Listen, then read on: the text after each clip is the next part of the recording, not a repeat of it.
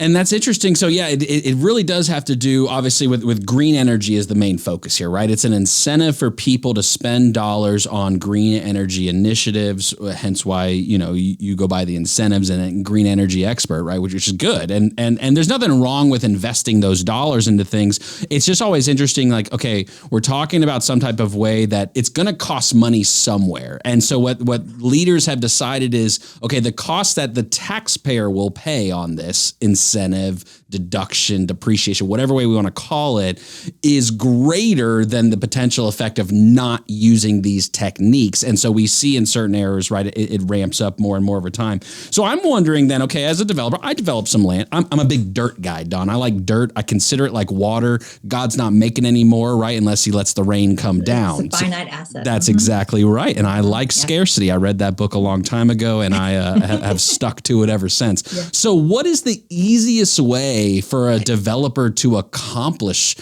getting this type of incentive? I mean, am I going to have to spend a $50 million on a property to get any of these incentives, or how does it work? You mentioned the formula earlier. Tell me about the math now. Okay, so let's talk about the math, but I will mention one thing because you touched on it.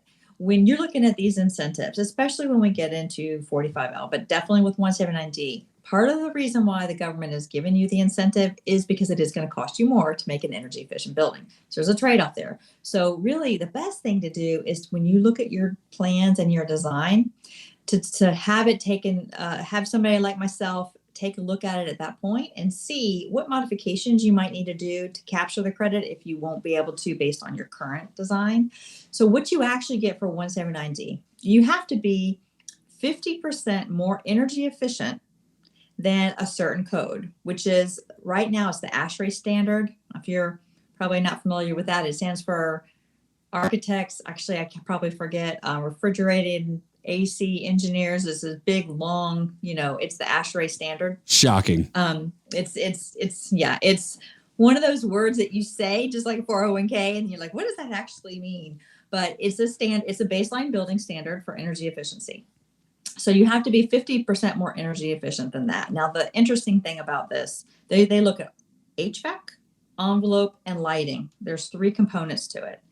And currently and historically, the standard has been based on 2006. So honestly, just building up to code, you get it. So if you're it's a new construction building, you're going to get this deduction.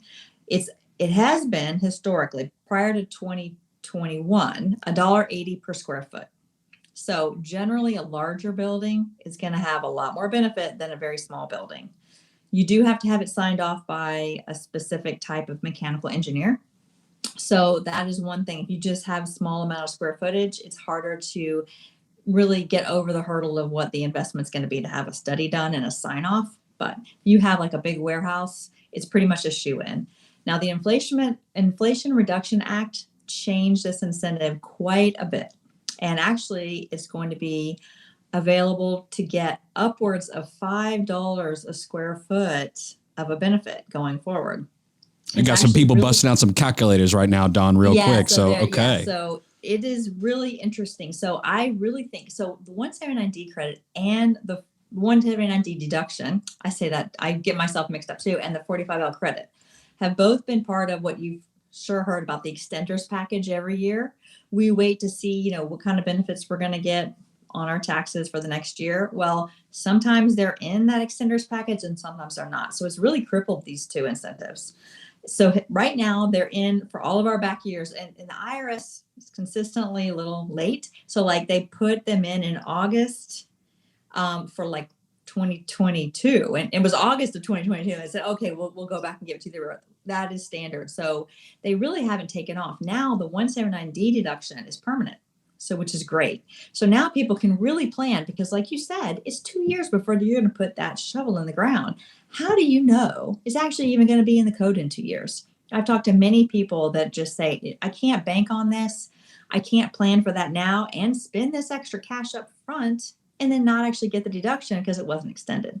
So now we're going to have the $5 a square foot coupled with it being permanent. A lot more. There's already a lot more interest I see in this deduction. There's a lot of little rules and caveats. You have to have, I don't know if I had never really heard this term before, prevailing wages. So if you build a governmental building and there's other green energy incentives out there, that basically the government has a list of what they consider to be a minimum wage to pay your contractors and your subcontractors.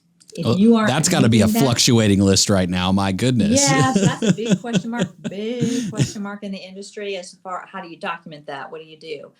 If you have to have these prevailing wages and basically be paying all of your contractors and subcontractors well enough in order to get that. If you don't meet that requirement, you can still get it, but it's not even going to be $1.80 anymore. The max you're going to be able to get is $1 a square foot, but you can still get it. So it's interesting. So how do I get $5 a foot? That's what I think. Like the moment you said, okay, $5 a foot, Dawn, I'm a developer. How do I get it? Give me the sweet sauce, Dawn. How am I getting $5? How do you get it? Well, you need to be right now. The standard for the reference building is based on 2007 standards. So honestly, if you're building up to code, you're most likely going to qualify for any new construction.